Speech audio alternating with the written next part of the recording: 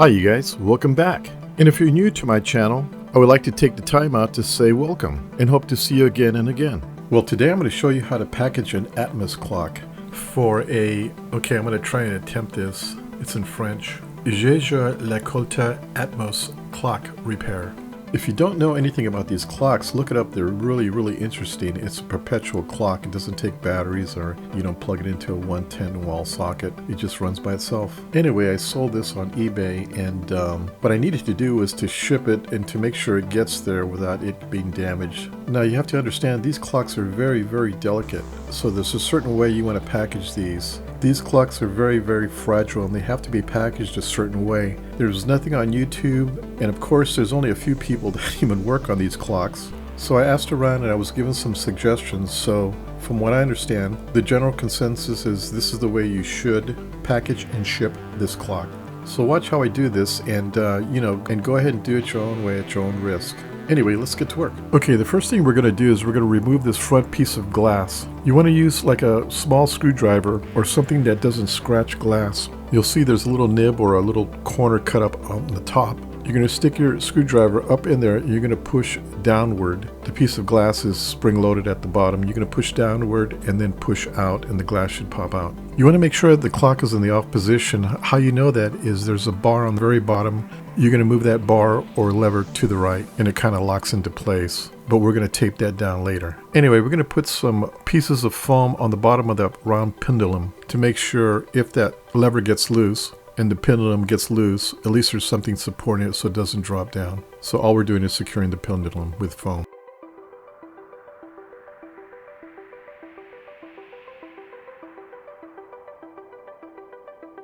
Once that's done, then we'll go ahead and snap the glass back in.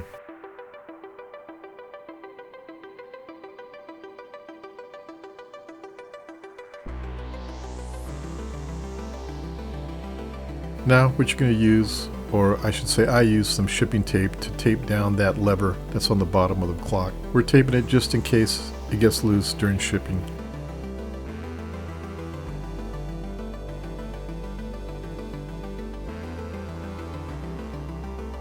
Now we're going to tape up two boxes as shown, and we're going to take some scissors and we're going to notch it as shown. The reason why we're doing that is so that the boxes will fit within each other. You'll see here in a second. All you need to do is cut one box as shown. Once cut, you can see how they interlock with one another.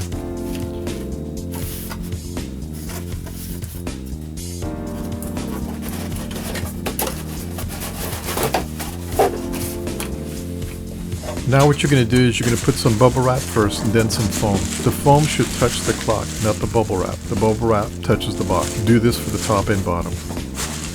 Okay, now we used up the two small boxes. Now we're going to use the medium-sized box. Let's get that taped up. What we're going to do is we're going to put some cardboard small boxes at the bottom, and what we're doing is we're creating a space, or we're going to suspend the small box within the middle box, and we're going to use cardboard and we're going to fill it with foam once we decide to ship it. You can kind of see the small cardboard boxes that I used and how I'm filling it and taping it down. Tape all your cardboard pieces down.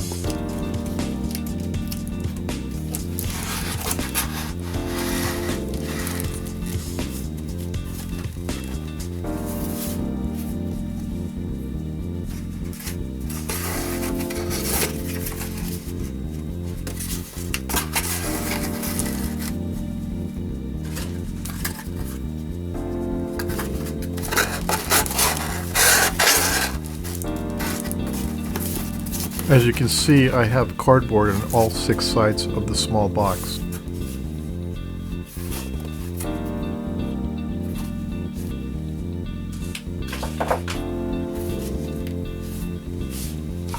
You can see how I determine how much of the small box I need to cut.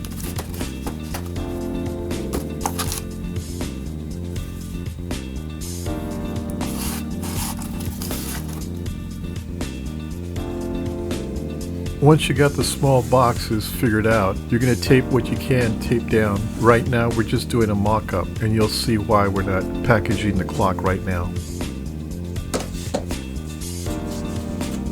Okay, here I'm showing you where you should put the tape. Again, we're not putting the tape on right now. Remember, we have the middle box which has the clock in it, and then we have the medium box that you're looking at now. Now what we're going to do is we're going to take this box and put it in the last larger box. By the way, FYI, you can get these boxes at Home Depot.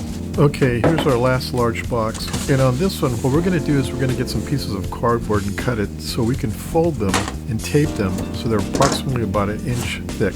And instead of using boxes, we're going to use 4 pieces on the bottom, and we're going to tape those down. And we're going to insert 2 on each side of the 4 sides of the box. It's pretty self-explanatory, so check out what I do.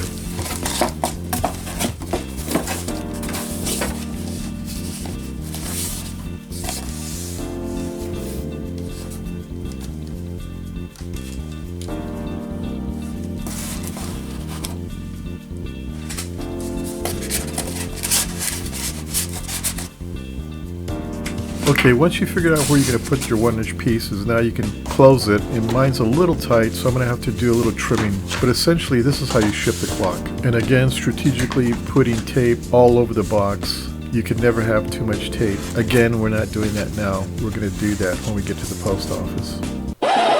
What? Are you telling me I have to take all this stuff to the post office and package it there?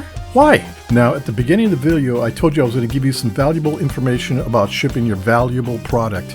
Yes, it's absolutely important that you package your valuable product at the post office. And now I'm going to tell you why. But you have to watch my next video, part 2.